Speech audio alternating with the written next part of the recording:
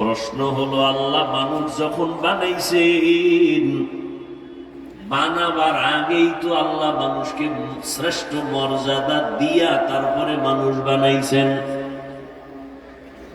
মানুষ বানাইয়া শ্রেষ্ঠ মর্যাদা দেন নাই, বরং মানুষকে আল্লাহ বানাবার আগেই মর্যাদা দিয়া বানাইছেন। 24টা ঘন্টার প্রতিটি মুহূর্ত নূরের সৃষ্টি ফেরেশতারা আল্লাহর তাসবিহ পড়ে গুণগান করে। 1 সেকেন্ডের জন্য গুনাহ করবে দূরের কথা, গুনাহ চিনেই না। এরপরও নূরের তৈরি ফেরেশতারা দামি না।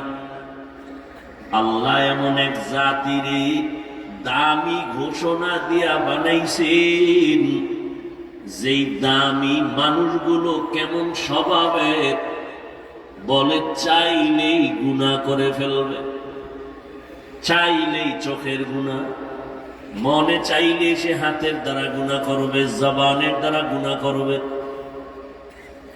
এমন মানুষটারে কেন আল্লাহ সর্বোৎকৃষ্ট সম্মান দিয়েছেন? কারণ হলো ফেরেশতারা গুনাহ চিনেই না, করবে দূরের কথা। আর মানুষ এমন এক জাতি, ওরা গুনার মজা কেমন তাও বুঝে, গুনাহ করার পরে সাজা কেমন তাও বুঝে। কোন মানুষ যদি গুনাহের সাজার ভান করে জমা করে গুনাহটা ছেড়ে দেয়, সাজার ভয় গুনার মজা বাদ দিয়ে দেয়, আল্লাহ বলেন তখন ওই মানুষের মর্যাদা নূরের তৈরি ফেরেশতার থেকেও বেশি। ওয়ালাকাদ কাররামনা বানি আদম وحملناهم في البر والبحر ورزقناهم من الطيبات وفضلناهم على كثير ممن خلقنا تفضيلا। বনি আদম বড় দামি, গুনাহ করার মজাও বুঝে, সাজাও বুঝে। ফেরেশতারা একটাও বুঝে না। পশুরা গুনার মজা বুঝে, সাজা বুঝে না, এজন্য পশু দামি না। মানুষ কেন দামি? সে গুনার মজাও বুঝে, সাজাও বুঝে।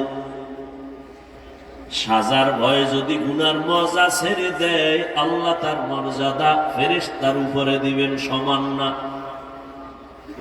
আবার কেউ যদি গুনার মজা বুঝিয়া সাজাকে তোয়াক্কা না করে গুনাহ করে ফেলে, আল্লাহ তাও বলেন ওটা আর মানুষ থাকবে না, ওটা পশুর থেকেও খারাপ হয়ে যাবে।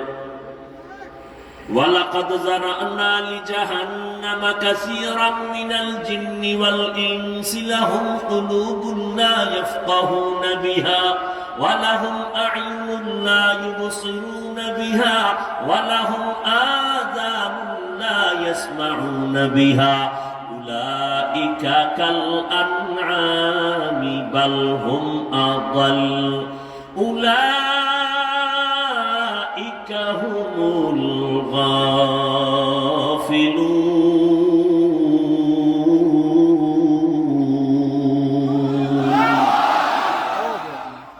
আল্লাহ তাআলা বলেন অধিকাংশ মানুষগুলো জাহান্নামে যাবে। কেন? আমি আল্লাহ তাদেরকে কলব দান করেছি, ভাবার জন্য, ফিকির করার জন্য সে ভাবে না। আমি আল্লাহ চক্ষু দিলাম দেখার জন্য, দেখে না।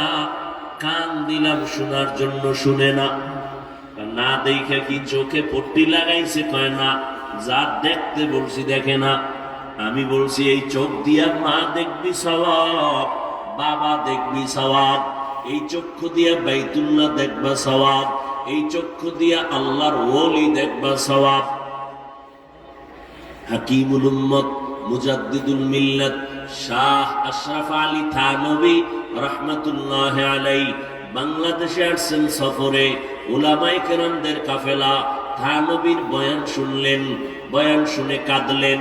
এক পর্যায়ে কাছে গিয়া প্রশ্ন করলেন, হযরত একটু প্রশ্ন হলো, হাদিসে পাকে নবী বলেছেন, সন্তান যখন মা বাবার দিকে মহব্বতের নজরে তাকায় হজের সওয়াব পায়, বাইতুল্লাহর জিয়ারতের সওয়াব পায়। হ্যাঁ, হাদিসে আছে তো। আমাদের প্রশ্ন হলো, মায়ের দিকে তাকাইলে বাইতুল্লাহর জিয়ারত পাই, বাবার দিকে তাকাইলে বাইতুল্লাহ পাই, বাইতুল্লাহর সওয়াব, কিন্তু আল্লাহর ওলিদের দিকে তাকাইলে কি পাবো? হাকিমুল উম্মত, উম্মতের কলবের ডাক্তার হাকিমুল উম্মত বলেন, সন্তান মা বাবার দিয়ে তাকায়, বাইতুল্লাহ পায়, বাইতুল্লাহ জিয়ারতের সওয়াব পায়। তবে শুনো, যারা আল্লাহর ওলিদের দিকে তাকাবে এরা শুধু বাইতুল্লাহ পাবে না, বরং এরা বাইতুল্লাহর মালিকের পেয়ে যাবে। আউলিয়ারা কারে উকবা ইখতিয়ার জাহেলানা কারে দুনিয়া ইখতিয়ার মাইলে মোমেন সোয়ে মোমেন মিশাওয়াত মাইলে কাফের সোয়ে কাফের মিশাওয়াত।